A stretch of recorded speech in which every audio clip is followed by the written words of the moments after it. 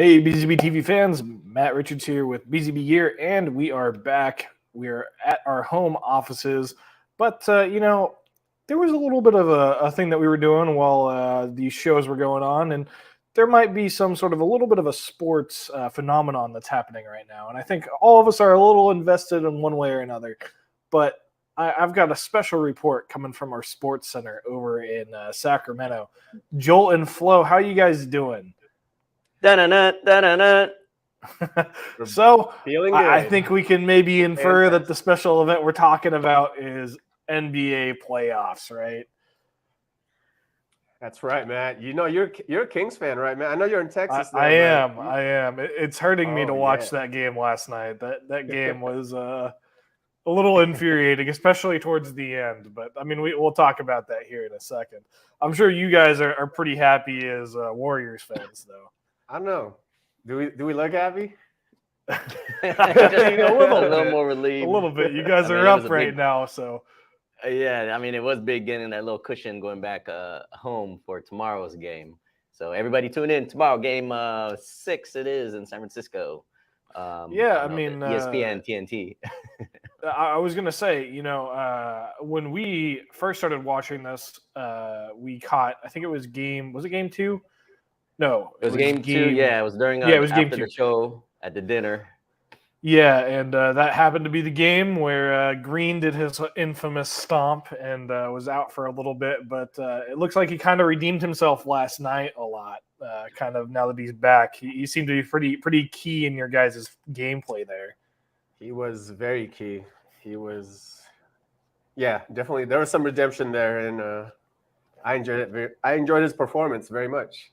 I think it's a blessing in disguise because after Green did that, he's coming off the bench the last 2 games, and it has turned around the series. So I mean, he was a phenomenal player last night, and that's kind of like the thing that drives me nuts is like just an observer. Like, you can't do that as a player, man. You cannot have those kind of outbursts that cost your team a valuable player, a valuable asset that can put up points, can also defend, and do some really good things on the court, right?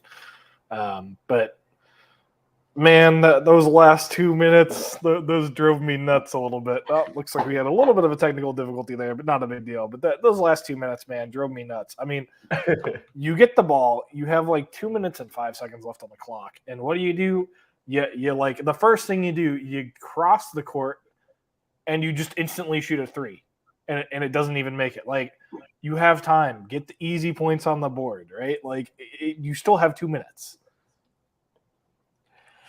Yeah, I'm sure it was a tough watch, Matt. But whoa, yeah, we are having a little. Yeah, it looks like our friends at Netgear AV just really want to show off a little bit. I think our cameras want to show out for the show today. All right, but we will get to why this placard is here in the middle of our table, taking up a lot of space later on in the show. But no, I mean, like you mentioned, Matt, game 2, I think it was when we were having our company dinner. Obviously you're from Sac, so you're a Kings fan. Our boss is from here. They're Kings fans. So you were not in Vegas. I was by myself, pretty much outnumbered. And then the Kings did overtake the Warriors that game. So I had to hear it the first 2 games, especially during dinner. But friendly banter, back and forth. That's what makes these rivalries very fun and entertaining. Yeah, and it's always nice, especially when you're off. Not necessarily at home. You're in another state, in another city, doing these trade shows, kind of having those little time off, getting to know each other a little bit better, having fun, watching a game. Yeah. But I think that might be a perfect spot to jump into the actual reason why we were even there in the first place. Mm-hmm. So the last 2 weeks, we've been pretty busy. Flo was out in Georgia. Then he came to Chicago with this last week. And while he was in Chicago, we were also in Vegas as well. So, we had 3 trade shows that happened within the span of less than 14 days. So it was a pretty big endeavor for us, but I think it was pretty successful. So which one do we want to start with? Do we want to go kind of in chronological order?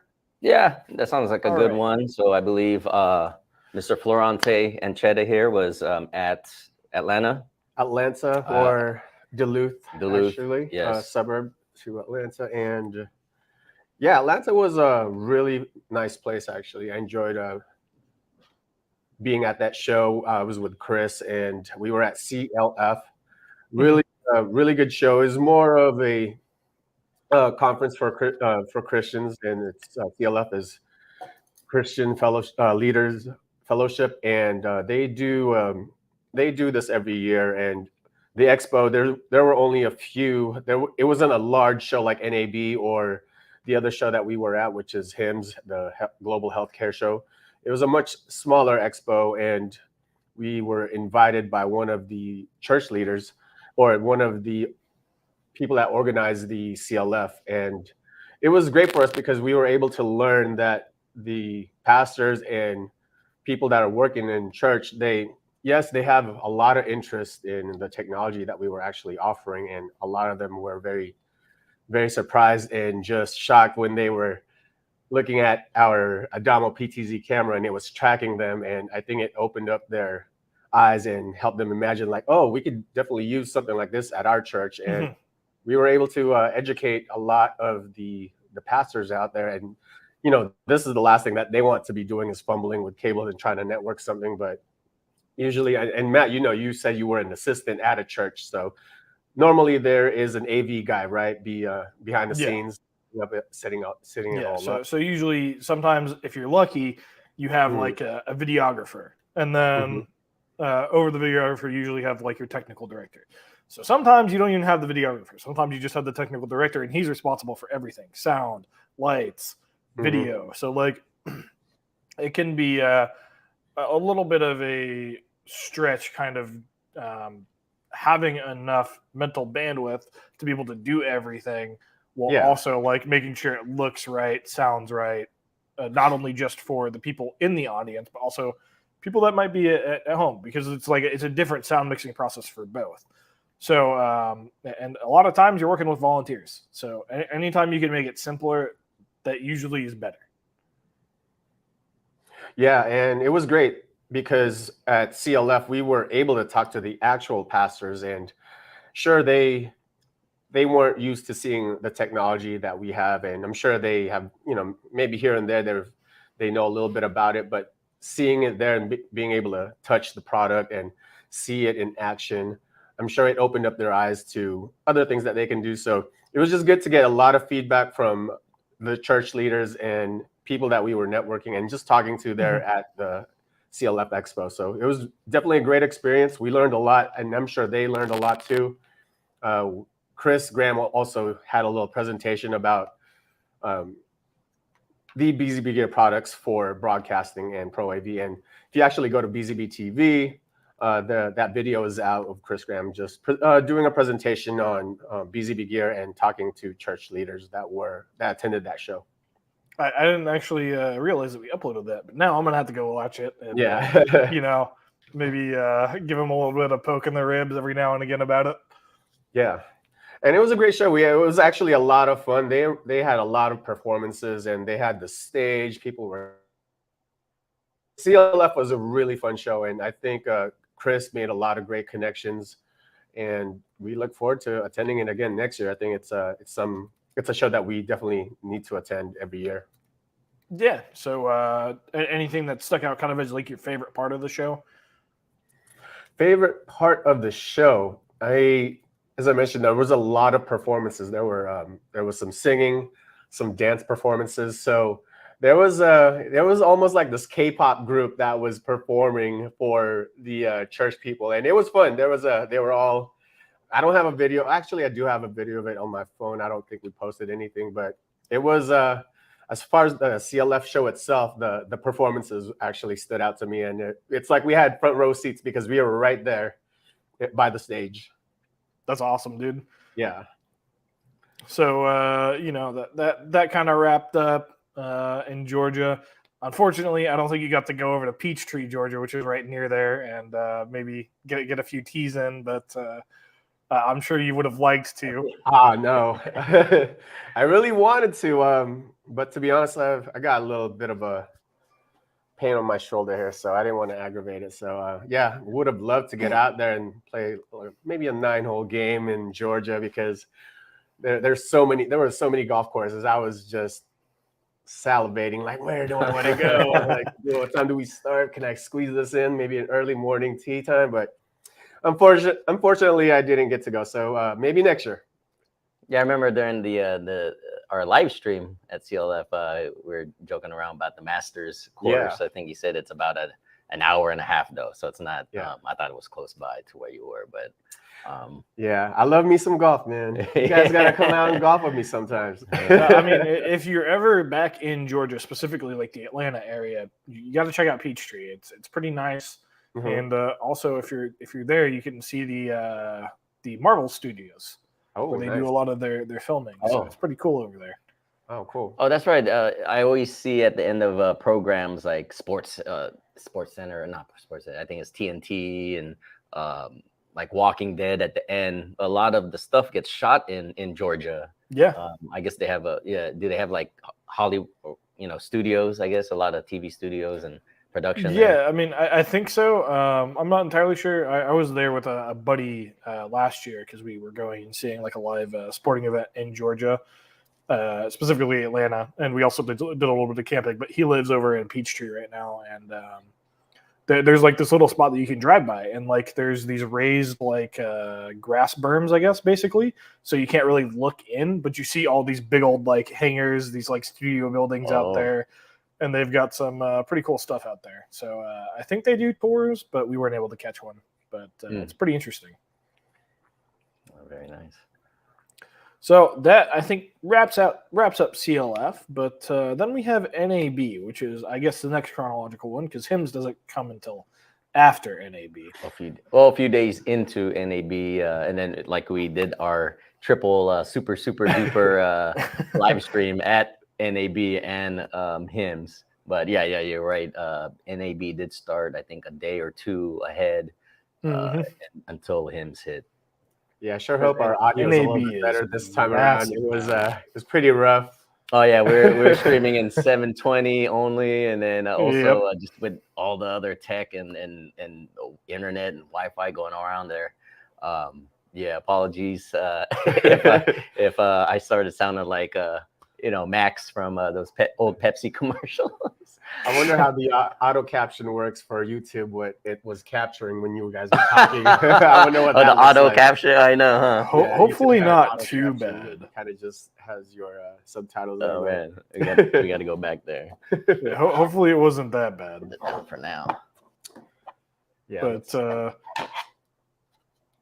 here's just a quick little peek of what some of the showroom floor looked like at NAB, man, and it was huge, right? So that's just one small little sped up time lapse portion of it.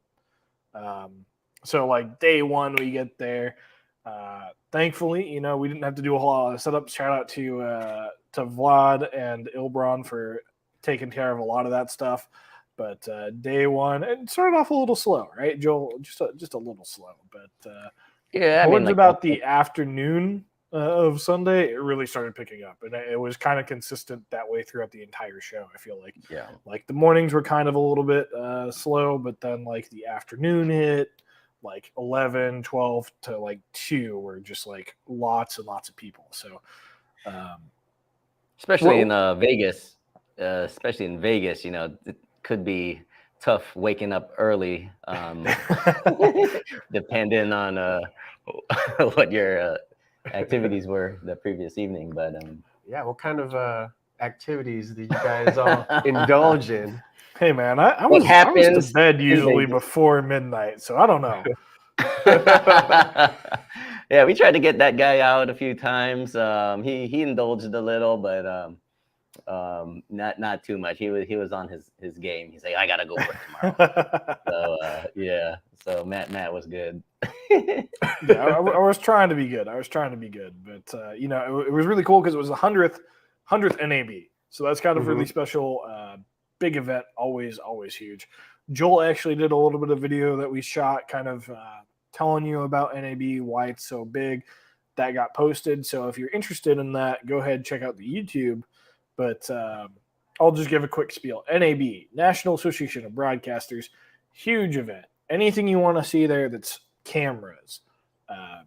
like cameras, pictures, video walls, virtual studios, remote cameras, automated cameras, robotic cameras, like prompters, camera bags, camera boxes, like even lighting, anything, like literally anything there that's related to broadcasting of any kind, you're going to see it there. It's really cool. I had a picture. Unfortunately, I didn't bring it, so I can't really show it to you guys. But like, there's cars with giant cranes on the cars with cameras attached to them. So it's pretty cool. I know Joel maybe found I think he found a dinosaur there. Well, I mean, like, I don't know what that was about, but yeah, I know. I was walking back to the booth, and it just felt like somebody was watching me, like that old Michael Jackson and I forgot who the original. So that's not a Michael Jackson song. Everyone thinks it's a Michael Jackson song. He only did the chorus, but I always felt like somebody was watching me, and I was walking by, and I don't know if you have a photo. I think the security cameras caught something on the camera. It might have. I think it looks something like this. Yeah, see, it felt weird. Because you get that feeling, that tingly sense or something that something is behind you, and I didn't want to look back. I was a little too frightened. So yeah, see, I didn't even see what was behind me. It was a dinosaur, actually, I guess. Clever girl. Shout out Jurassic Park. But no, yeah, I mean, there's like a lot of cool things there. I think at the show, before we get into whatever this placard award thingy is, but I mean, just general, like you walk it, we couldn't walk the show too much. It was so busy at our booth, but I mean, when we did have time, one of the things we recognized was AI. AI was a big, thing at the show. I know Adobe, I think it's called Firefly. They're trying to do some type of, text to color changes. Somebody actually dropped by. We're talking with one of the guests about, Chat GPT. Mm-hmm. And then the other, I forgot the AI one, or not the AI, but the image one. But yeah, he was just, we were just kind of chopping it up, and he was showing me on his phone how it works. Like you put in a description of what you want. This is for the imagery one. So you say I want a video wall in a sports bar showing a basketball game with people having fun. And then you put that description in, and boom, it spits out a generated image. And it's just amazing, and I mean, we got and then like you can kind of refine it a little bit too. Yeah. My buddy was messing with that. It's really interesting. It is interesting. It's also it's kind of scary because there's a lot of artists that get paid to produce these designs, whatever it may be that you're inputting there. And now there's so many AI driven platforms where, hey, I want this TV with one of our cameras, our PTZ cameras, and it'll just generate that. And so it's really exciting and cool, but it does it's kind of scary to a point where maybe there's some artists out there like, hey, they may not have a job or something because, hey, let's just type it in, and now we have this really cool image. And yeah, it's digital. It's not like an original on something like a canvas or a wall, but still, we live in a digital world now, so everything's. I mean, what the guy also brought up a point, talking about images, like you said, artists, right? And but it generates an image, but where does it? Are they unique images that are put together? So that's the thing. Why there are some about copyright? Well, we start getting into copyright lawsuits. Like, is it? I think with the AI, I think it actually uses. It goes back to what it has seen, like say before, like 2021, like images that are on the internet. Okay. It's actually using, so similar to when you're like writing something and you're trying to copyright, like, oh, okay, this has been used here. Is it plagiarism, stuff like that? It's a form of that in a sense, but it's really hard to kind of follow that, or to, you know, detect it, or even be alarmed, like, oh, this is someone's work. It's really hard to tell. So I think it's exciting. At the same time, as I was mentioning, it's kind of like, you know, it kind of sucks for some artists or people that are using platforms such as Photoshop or Illustrator, where they create these designs. All of a sudden, like, this guy that went to school and studied all these platforms, now we don't need you, because we're just going to use this AI. And robots are gonna take over our job. Well, I'm not too worried about it yet. I mean, like, yeah, we've had some like AI based stuff in that space for a little bit now. Like, I know one of the booths that was there was DJI, and I don't know if anybody here is familiar with DJI, but really famous for like drones. They also have the 4D, the DJI 4D, which is like a really cool like camera that's basically has a gimbal built in, but it's in 4 dimensions instead of 3. So that's kind of really cool. But anyways, they have basically an AI-based software that is on some of their drones, and you can have the drone. Basically, it'll do a whole bunch of like automatically moving moves to get all these pictures, and then it'll stitch together a like a B-roll reel with music and everything. So, you know, it exists, but I think there's still a big portion of artistic touch that is lost with AI. Like, you're not always going to get what you want when you go to AI. Like, if you type in, oh, I want this picture, a lot of times if you type in something specific with I forget what it's called, the AI one that does the pictures, you might come up with something that looks really, really funky, and you're like, that's not really what I was looking for. So, I've tried some of the apps. Yeah, it's it does that. Yeah, it's no, but you're right. I agree with you, Matt. Like, you do lose a little bit of creativity and some of that artistic touch, which is, you know, good for the creative or the artist. But it is moving fast, and we all know how fast technology can move, and we'll see how things are in the next few years. And I mean, who knows where it's going? It's just one of those things where, like, I'm not too worried about it, at least not at this moment. and then you see, not yet, huh? and then just one last point on the whole the AI stuff with, like, say GPT. We're talking about, because I have seen articles before, you know, where schools are trying to crack down on it because they know, I guess they have a certain way to tell if a student has been using it. Maybe it's in how it's written a certain way. I don't know. But they're trying to crack down because they consider it cheating if you use that. And I don't know. Like, I kind of feel it is cheating too. I mean, because if I had that in school, anyone could just use it, and boom, like, there goes your 4-page essay that you needed to write, and it's constructed in under 30 seconds, you know? So yeah, I mean, like, I do understand, like, it does help a lot, like, it's you know, how it's used, but, you know, for school stuff, that's where you get to the little more delicate, you know, topics and decisions, you know. Yeah, I think actually that's an interesting topic, because I was thinking about this the other day. The school aspect of it, like, especially Chat GPT and whatnot, it's so broad, because, like, I have friends that graduated and they were doing like cybersecurity, so they had to do some coding and whatnot. And, like, you can even ask it to do like some coding problems for you, come up with a solution for coding. But oftentimes what you get, specifically in those kinds of like things like coding and whatnot, it's not going to be like the best solution, but it might be a jumping point for you to use it as a tool and say, okay, hey, that's one way that you can do it. How can I make this better? Yeah. So I think it's probably going to be here to stay. I just think it's going to be one of those, like, use it as a tool, but don't have it do your job, if that makes sense. Yeah. Yeah.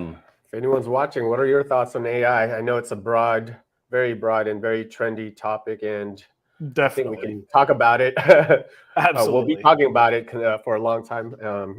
But it's it's definitely making a lot of moves. And just to also talk about, since we're on the topic of AI, that was actually one of the massive trends at the HIMSS show. I know we're not talking about HIMSS show at Chicago yet, but it was one of the major topics as well, and the major trends. And there were a lot of companies showing their AI solutions, including us with our AI auto tracking camera. But there were a lot of exhibitors, and AI-driven solutions seem to be the trend also in the healthcare industry. Well, speaking of hymns, I think it might be time for us to kind of wrap up our NAB talk here. We got a little sidetracked with AI and stuff, but Joel, did we have anything else that we wanted to cover for NAB? Just a few more points. Was one, our partners that we met there. We had a great time, talking about our current projects, the future, how the shows were going. So I just wanted to give a shout out to, Netgear, John at Netgear, Luke, Bernie, who are not Frank, but as well as Frank, shout out Frank from Audinate, and then Suso and Roberto and Tanya from NDI. They took time out to do some videos with us. And just also for the meetings that we had there talking about marketing and whatnot. But just big shout out to those guys. They had successful shows as well. You could check out they've been posting on their social and YouTube as well. So check out their pages for updates on from their experience from the show. And then lastly, I guess this placard that keeps jumping out in front of us here. It is the Best of Show awarded by Sound and Video Contractor. As it falls over, I put the picture. Okay, thanks, Vanna. It is actually for this guy right here, our Adamo 4K series, which also comes in an NDI HX3 and a Dante AVH models. But then the Adamo 4K series got recognized again at the show. Like DJ Khaled says, another one. I think this is like 6 or 7. I believe the 6th now. 6-time champ, man. Now that we've got all these for the Adamo, I think we got to start looking at getting it into some of the other products here. maybe like the Junior. We do have a 1080p version of this. It was actually awarded, recognized at ISE, the show before NAB. So that one's making waves right now as well. So, but we are very humbled and honored that this. We put a lot of time, research, effort into the Adamo 4K series, and everybody just loves the aesthetics of it, the features, AI auto tracking, 12G SDI, HDMI, like I said, NDI and Dante versions, tally lights, you name it. I mean, this is perfect for any type of broadcast or high production projects that you need. So yes, so thank you to Future and Sound and Video Contractor for recognizing us. And finally, that brings us to the end of NAB. It was a great experience, but I don't know about you, Joel. I'm pretty happy to be home. I needed a lot of sleep after the show. Yeah, it's good to be off our feet, Yeah, it was a good long 4 days or so. Yeah, so it's good to lie down in our own bed. You guys don't have any chairs at your booth? Yeah. Oh, no, not that. No, not this year. But we were, happy and going home and able to relax a little bit. Flo wasn't done quite yet. No. Yeah, he actually came. He went to Chicago from Atlanta from CLF to HIMS, actually, right? Yeah. So HIMS was in Chicago. Chicago was really nice. So I think it was Friday that we traveled to Chicago, and we had the weekend. So Chris, Graham, and myself, we had a little bit of time to tour the city, and we saw some really cool landscapes and just little landscape and little place to go. We visited Willis Tower. That's actually an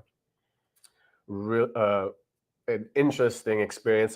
There's a ledge on the 103rd floor. And that's I think Matt's showing some photos. It was right there. So that's a see-through, because I always see people taking photos. I never knew until you showed me that. There's a photo of my shoe that I took. If you find it right there. So yeah, you're standing on that ledge, and I was jumping a little bit, and someone's like, "Don't do that." But that was an experience. We saw the Bean. We also visited the Michael Jordan statue, which was something I wanted to see for myself. Oh, nice. Yeah, so it wasn't too far from our hotel. So Chicago, beautiful place. The weather there is a little bipolar because one day it's summer, the next day it's snowing. Oh, and that's another nice art piece, an installation by this artist. This was out at Grant Park, really cool. That thing is like 2 stories tall. And yeah, we really enjoyed our time in Chicago. It's a wonderful city, but just be ready for the weather. Be ready for summer or winter at the snap of a finger, because yeah, it was one day it was 80 degrees, and then the next day it was 30 degrees and snowing. So it's like, and very windy. Yeah. Well, did you have any nice warm pizza to warm you up a little bit? I did. I think I talked about this where I gave in. I'm trying to do this vegan diet, but I did give in on a deep dish pizza and had some cheese, no meat, but yeah. So I experienced it. I checked it off the list that I've had a Chicago deep dish pizza, and yeah, everybody stumbles and falls every now and again. Everybody stumbles and falls now and again. It's just part of being. Yeah, it's whether you get back up and do it again, and I'm back up at it. And yes, I'm definitely happy to be home. I think for me, as far as a challenge for me trying to do this vegan thing was being away for like 12 days and finding places to go eat. It was a challenge, but it's okay. I slipped a couple times, but like I said, you stumble and fall and get back up again. Well, I know this camera was traveling just as much as our buddy Flo here. That's right. So it's funny because we had this camera at NAB, debuted at NAB, but Flo was at a healthcare show. So this is our medical grade. The Nutrix is a medical grade PTZ camera. And obviously that has to be at a healthcare trade show. So we only have it still in like the early stages right now. That's why we only have really this one model for now. But we overnighted it from NAB to him so they can debut it the first day. And so how was the reception for the Nutrix? It was similar to with the Adamo. The Nutrix, it's still fairly new, and Chris just got his hands on it. So as far as trying to install it, fortunately we had Chris, and he's very knowledgeable. He was an integrator before he was with BZBGEAR, so he was able to set it up. And yeah, the reception is like it's a really good camera for like outpatient and even remote like telehealth, especially for telehealth therapy, where you can now work with doctors, and maybe this might be at a remote location where the patient is to monitor. Even if it's even during the evening, you may want to monitor your patient. This has got like low light features with night vision, so you've got for them it makes sense as a camera that would be installed in an ICU or any patient room. And it definitely received good reception from the people and attendees at the HIM show. So we're excited. I think we're going to have a much better location as far as a booth to show this off. We also had our friends from First. They make these perfect fit medical carts, and they didn't install the Nutrix, but they did install the Adamo to one of their medical carts, and it garnered a lot of attention. And they also gave us a lot of feedback to where this camera makes sense, and people like it. People love how it looks, and yeah, the people seem to be very excited about it. So we're looking forward to attending HIMSS again next year to show off the Nutrix. I mean, I would hope they like it, because thankfully we had a lot of help in getting the ideas behind the Nutrix and what the feature set we wanted to hit was going to be, price point, all of that stuff, because we've actually had the opportunity to work with some healthcare facilities. There have been some hospitals that have reached out to us in the past and have said, hey, your camera's pretty good. It checks almost all of the boxes that we need it to, but we need it to do this thing a little bit more, or we need to have the ability to digitally zoom as well, just so we can punch in and see just a little bit more. And we've worked with them to kind of modify some past products to be able to do that. But that's kind of where the Nutrix really came from is, hey, there's this market that needs a product similar to what we were already doing, but they're looking for something more specialized, something that can have like night vision capabilities for stuff like maybe sleep studies. Things like that, patient being able to monitor the patient while they're sleeping, making sure everything is going fine. All those things are just kind of what became the Nutrix. So it's a good thing to hear that the camera had a little bit of a good reception at HIMSS.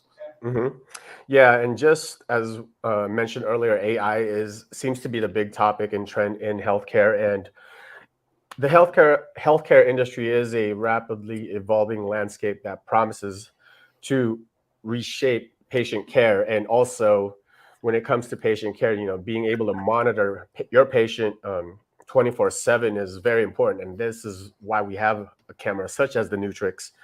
And it's easy to tell from the show and my experience, and kind of what I got from it is that healthcare is going to, it's digital, it's going to be data driven, and also deeply intertwined with AI, with all the different AI solutions. And this includes our camera. I mean, one of the also big features of this camera to make it a medical grade and acceptable to be used inside hospitals is the IEC 60601 certification. So it can be used safely, around other medical equipment. And then I think Matt explained at the show to a few guests that just the material that it's on, because you have to clean these cameras, and sometimes it can start to be abrasive to the finish of the camera. But the IEC, I guess the coding and all that, it prevents any of that. And then you did touch earlier that we've worked with other hospitals, and one unique thing that we cater to them is if they have any requests that we can tweak, like the software. Like one of the cameras that we installed for a hospital, they requested that we want, for privacy reasons, can we turn the camera when it's off, have it turn all the way back so it's facing the wall, just so patients know for sure that, hey, it's it's not recording. If it is, it's recording the wall. But yeah, for things like that. So I mean, we do cater. We listen to the feedback of our clients and what they need, and we work with them to try to get everything as they want. Yeah, absolutely. And I think that pretty much wraps up everything about the trade shows. But for those of you that might be coming in and watching this after the fact of our live stream, I think we want to do just a little bit of a fun competition here. Just a little bit of fun. What is this fun competition? Nothing too crazy, but I'm gonna put up a picture here. Oh yeah, so this came about at I think HIMSS. We were at during our HIMSS, our super duper. Is that Chris Graham on the right? Chris definitely wishes that was him on the right. Versus Chris Graham. Yeah. For those of you that don't know, and if you have met Chris is a huge Chuck Norris fan. So he has at least, I want to say, probably about 15 Chuck Norris mugs, probably about 25 Chuck Norris tumblers. In fact, Chris has a supplement called Morning Kick, or actually, no. It's called Roundhouse Morning Kick, and it's a morning supplement that Chris takes to juice himself up. And it's created by none other than his So, if you're catching this live stream after the fact, we want to hear. We want to hear, who do you think would win, Chuck Norris or Van Damme? Yeah, so, no guns. We know Chuck Norris. That's a big thing in his movie, actually, but he knows how to fight too. So, this would be actually a good one-on-one battle. So I know who Chris would pick. But we know who Chris would at home. But leave it in the comments. We want to see Jean-Claude or Chuck. Which one would win? And I mean, would it be the reasoning why? So don't just. So is it more like who do you like better, like better movies, or is it like no, like put them in a UFC cage? Yeah, put them in the ring. Okay. Who would win in a fight then? Okay. Yeah, put them in the ring. Let us know who you think and tell us why. It can't just be Chuck Norris would win. We got to hear why. I don't care if you put a Chuck Norris joke in there because you think Chuck Norris is going to win. I just want to see the reasoning. Chuck Norris does have the best jokes, though. I can't figure one off the top of my head, but it's, remember that Chuck Norris, when Chuck Norris does push-ups, he doesn't push up, he pushes the world down. Yeah, stuff like that. Yeah, those crack me up, man. Can you put one more graphic on? I forgot to mention during our NAB segment, we've been sending out emails to our big raffle giveaway winners. I think there is just 2 of the 9 winners that need to get back to us. So you guys are watching, check your emails. It is not spam. Last year when we were sending out emails to the winners, it took so long to get to them because everyone thought it was just spam. So I had to switch up the email subject line a bit. Yeah. Oh, there you go. So, yep. So we had 9 winners, 3 a day for the first 3 days of the show. Congratulations to everybody. Grand prize was our VPTZ HSU3 1080p PTZ camera. Second place was our 4K webcam, and third place is our HDMI capture device. So yeah, so congratulations to you 9 lucky winners. Again, I forgot who the 2. Yeah, do we have sound effects? I do not have those loaded up, unfortunately. No, we'll save the balloons for when the Warriors advance to the second round. It's a little too early for that right now, okay? The games have been way too close. They're going to tell you to pump the brakes a little bit. No, like the beam. No, I mean, I love the Kings too. I'm not a Kings hater. I'm a Warriors fan, but like we work in Sacramento. It's a great story, man. You should feel the vibe around here. Just everyone, it felt like the Warriors when the Warriors, man, I think we had a longer playoff drought than the Kings did until we started, on this run with Curry. But like I remember that first year, the We Believe year, we had that first playoff game in so many years. It was just the vibe around the Bay Area. Just it didn't matter if you're Oakland or San Francisco or wherever, just everybody just came together. It was cool, good vibes. So I still remember the very first time they won, which was in 2015, and we were actually in Florida at the Infocom. Oh yeah. Oh, Infocom. That's speaking of actually, I guess we should go ahead and tease that out. Oh yeah, it's going to be at Infocom. So I don't remember the dates. I know it's in June. No, sorry, June. Yeah, June. I forgot I think it's June 10th. I believe so. First or second week of June. Yep. So coming in within 6 weeks. So I mean, we just finished with. We just NAB. got back, but we're gonna be going. Then we got to go back out again. This time it's in Florida though. I think the last time we came to those back-to-back shows, it was both in Vegas. This is pre-pandemic. So it'll be good to actually go to Florida. It'll be the 10th through the 16th of June. Okay, cool. Yeah, guys, you know what? We're all going, right? Maybe we need to go play a little golf because Florida's got some nice greens too. Yeah. I will bring the golf clubs that I don't own. All right, gentlemen. Well, thanks for coming on the show and hanging out with me and just kind of unpacking what we did at the shows. It was definitely fun for me to see Joel in person also, and like seeing Yev, Vlad, and Ilbron and Matthew was great. So yes, big shout out. It's always good to see your coworkers when you can, and just hang out and get to know each other a little bit better. Yeah, and I think definitely looking forward to Florida and seeing you too. I haven't seen you in a while, Matt. So yeah, I think we'll be hanging out in Florida. Yes, sir. So we're gonna find you. We're gonna find you a club, man. Whether it's a golf club or a nightclub, we'll find you something. Preferably a golf club. Okay. Well, I'll make a fool of myself on the golf course. All right. Well, that's okay, thanks man, again. Everyone does. Everyone makes a fool of themselves on the golf course. Absolutely. Well, thanks again to everyone who stopped by the live stream, and a much more big thanks to anybody who stopped by our booths at any of these trade shows. We really appreciated it. We really enjoyed the conversation, just being able to show off the products and everything. But next live stream will be in another 2 weeks, so mark that on the calendar. 2 weeks from today, same time, same place, and we will see you guys next time.